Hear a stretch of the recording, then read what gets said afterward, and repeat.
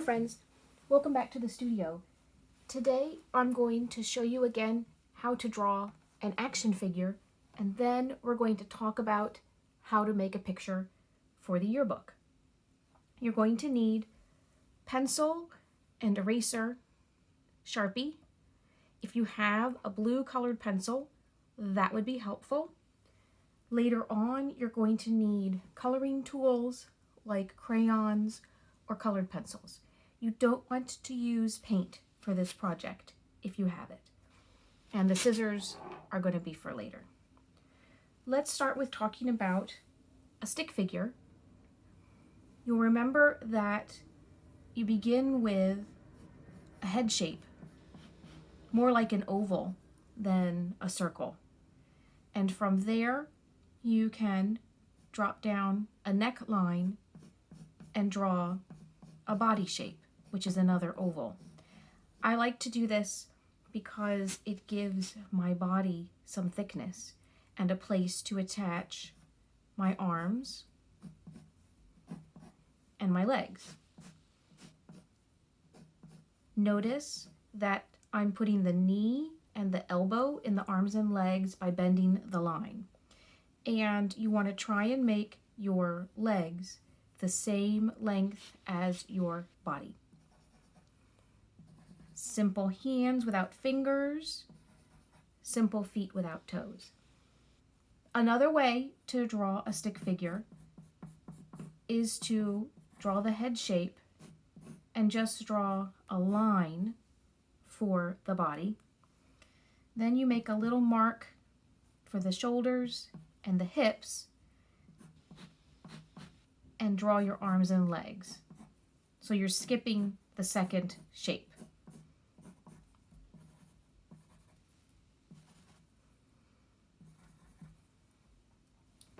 Notice we don't know yet if these people are boys or girls or old or young, and we haven't put on any clothes, even though these shapes kind of look like shoes.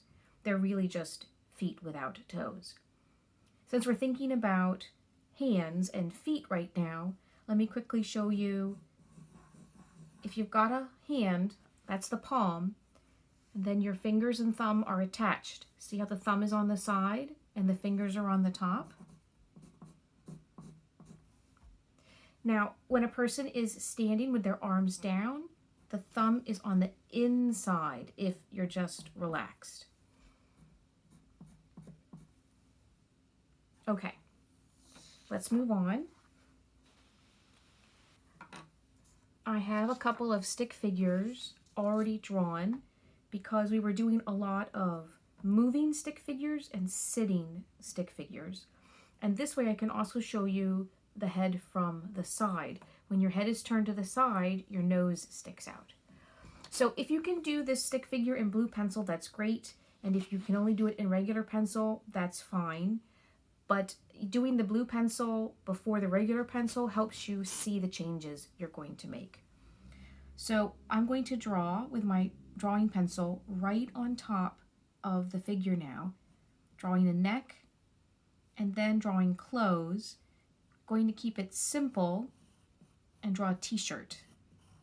So there's the body of the t-shirt, and now here are the short sleeves going around the shoulders. See how it's going around the blue line? So now I draw the rest of the arm to the elbow, and then I draw the arm from the elbow to the wrist. Make my palm shapes. People often run with their hands closed, so maybe what I want to do is draw a thumb and just some bumps to show that the fingers are curled in. Notice I'm not doing the head yet. I'd rather do the body first. If this person is wearing shorts, then I'm going to draw short pants over the top of the leg lines. And that means the knees are going to show next, and then the lower leg. I'm following my lines, but I'm drawing around them so that my person has muscles. For shoes, I might want to make a simple shape and then go back and add details to make them look like sneakers with Velcro straps. Now going back to the head, remember this person is looking forwards, so that means that the nose is sticking out from the front of the head, and the ear is in the middle of the head, and the eye is in between. There's the mouth. Now I have to do the hair, and depending on the kind of hair the person has, I might use straight lines or curly lines, long lines or short lines. Make the hair go off the shape of the head, running, so it should be a little bouncy. There we go. And there's my person running. This person is sitting. When I drew the stick figure, I drew also an open book between the hands. I don't usually draw those kinds of things, but it's important because this person is holding a book. They're not just sitting in a chair. And I drew the whole body line, but I only drew the legs from the knees to the ankles, because when you sit down, you bend your body. So from the side, you would see that, but from the front, you wouldn't. You'd only see the knees to the ankles. So again, I'm going to start with the neck and the body. This time, I'm going to draw the shoulders, and I'm also going to draw the book because it's covering up the front of the body. There we go. If this was long sleeves, I might just draw the sleeves all the way to the wrists. Maybe make a different neck that time. Now for the hands, when you're holding a book, you might have your fingers on one side of the book and your thumb on the other side. So I can do that by just drawing the 4 fingers.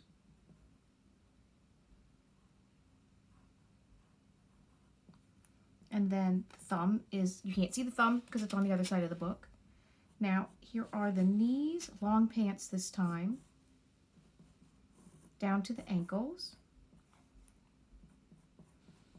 And then the shoes. Or maybe this person is wearing socks, so no shoes.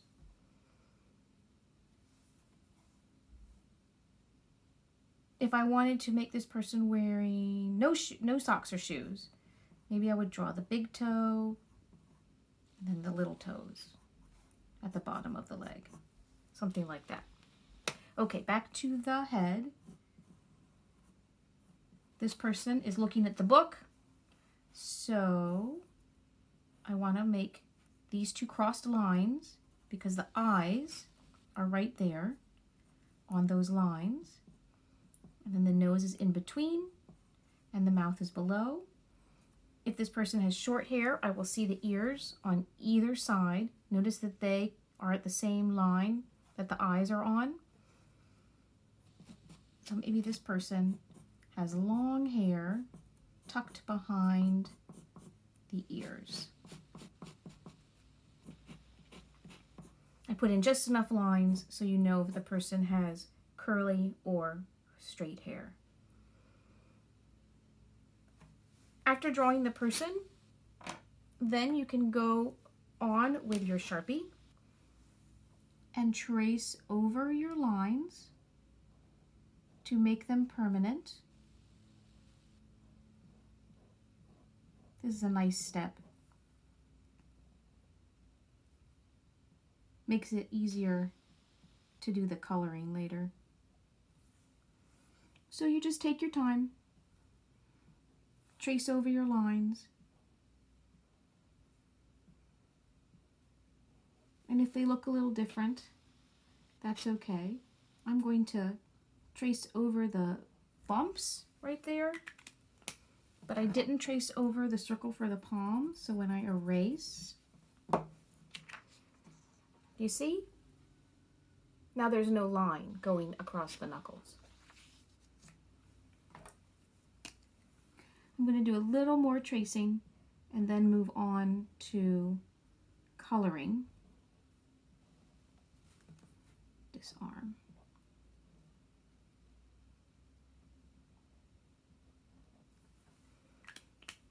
After you've traced, if you want to lighten up your drawing with pencil, you can use your eraser. It may not erase everything, but that won't matter once you start using color, because the color will go over whatever is left.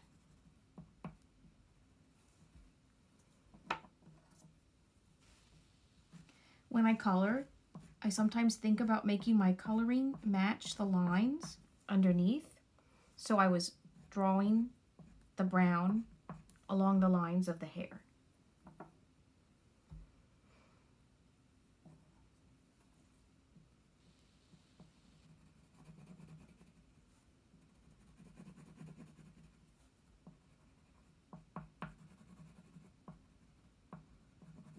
If you don't have a color that's quite right for your skin that you want to make, you can always mix colors. Sometimes I mix a little yellow or a little brown.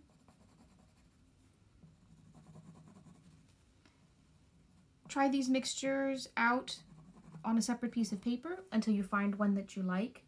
And when you're mixing colors, color lightly, especially if you're using crayon, because crayon is waxy. And if you color really hard and thick and dark, then when you go to put the next color on, it doesn't always mix in well. Sometimes it ends up looking streaky. I think this looks more natural.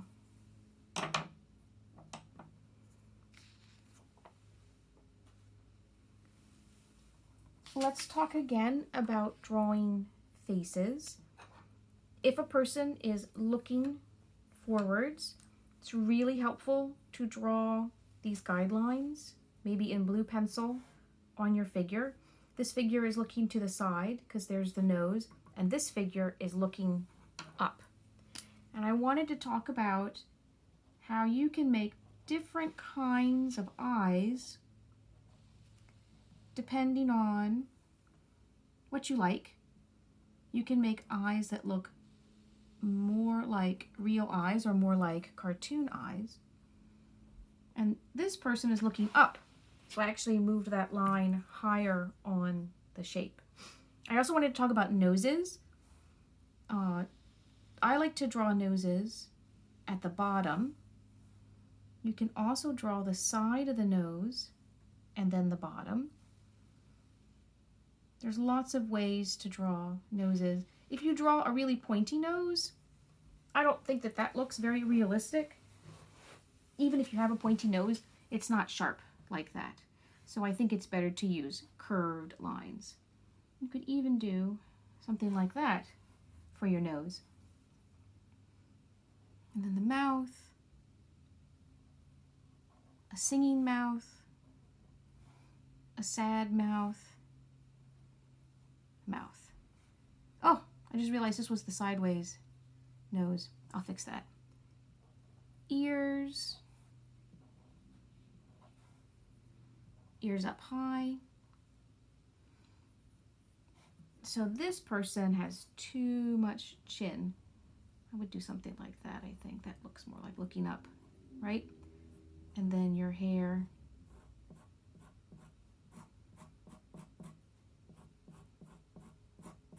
Falling back. All right.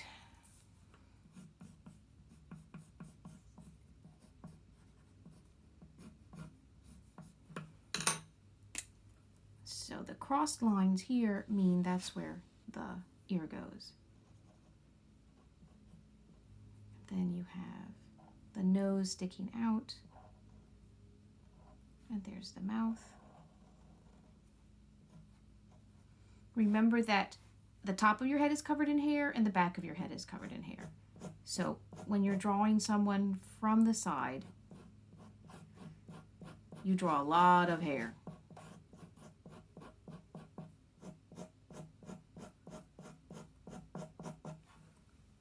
There we go. I have made 2 papers to help you draw an action figure. This first one shows some examples of action figures, but you are the best example. Stand in front of your mirror or sit in front of your mirror in the pose that you want to draw and figure out how your arms and legs bend. Figure out if you're looking forward or looking to the side. This paper also shows again about how to use the guidelines to draw the face. And if I were you, I would draw the face and the hair last after you got everything else the way you want it. I also made a second paper for you showing how I put clothes and details on the same action figures from the first paper. I didn't do the faces, so hopefully this will help you as well. For the yearbook picture, you want to make a square picture. And if you're using the printer paper or the copy paper, it is not square. Now you can take a ruler, and I had one, here it is. You can take a ruler and you can measure 11 inches wide, but it's only 8.5 inches deep.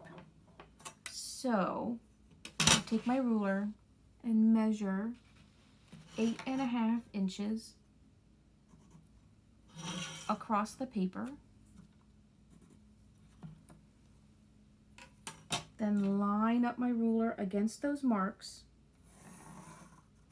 Draw a straight line. And when I cut, that will make my square. But another thing you can do if you don't have a ruler, it does use an extra piece of paper. Fold your paper.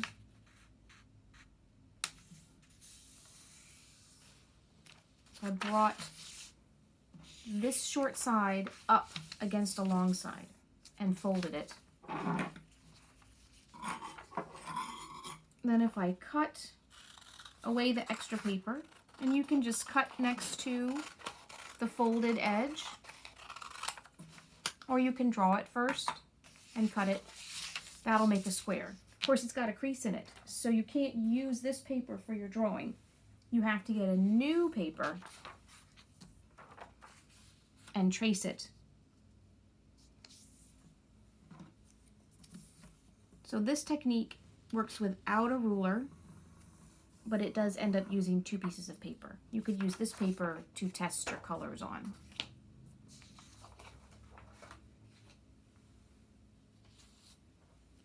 In the picture, you might be inside or outside, and I wanted to show you some pictures from a picture book. If your picture is outside, the most important thing in the picture is you. So you don't need to put in all the details, just enough to show where you are and what you are doing. And notice that in the sky, there is no sun to be seen. This is in the middle of the day. It's not sunrise or sunset. The sun is not going down behind the horizon. The sun is so high up in the sky that it's making everything bright, so you don't see the sun. You just see what's on the ground and what's in the sky close to the ground. In this book, there's a picture of an inside. You don't have to show everything that's inside the room where the person is. If the person is sitting on the bed, then you just show what's on the bed and close to the bed. Like in this picture where the little cat is sitting on the bed looking at her calendar. You don't have to show everything in the room. This character is the most important thing in the picture. And so she's really big and there's only a few things around her. So this is my example picture that I made from a square piece of copy paper. And it shows me vacuuming. And my cats don't like the sound of the vacuum, but they're also curious about the sound of the vacuum. So what they usually end up doing is hiding and watching what I'm doing. I've already drawn it and I've mostly colored it. I wanted to show you how you can color a really big area with the crayon. So I need to put some paper under my picture because my table is not smooth. All right, so if I'm coloring a really large area, I move my crayon in one direction, which for me is up and down, that's most comfortable. And I go all the way across that area, and then I start again. This is sometimes called laddering because it's like the rungs of a ladder. If you keep your coloring in the same direction, it will usually blend together and look really smooth. You can make your coloring more interesting if you color lightly and then go back and color with more pressure to make darker areas, like shadows. So I'm putting a shadow all along the side of this red rug. I could put shadow spots under my bare feet. You might notice that I put darker coloring here on the side of the stairs and right here at the bottom of the stairs. I did darker coloring in my pants pockets and inside my shoes. When I colored what was outside, I colored that with light colors because I didn't want it to distract from me. I want you to see me first and what I'm doing, and then maybe start to look around the picture and look at everything else in the picture. So it's good to have other things in the picture to keep it interesting, but remember, for your yearbook picture, you are the most interesting thing. You should be the biggest thing in the picture. You can be in the middle because it's all about you. Have fun. I'll see you next time.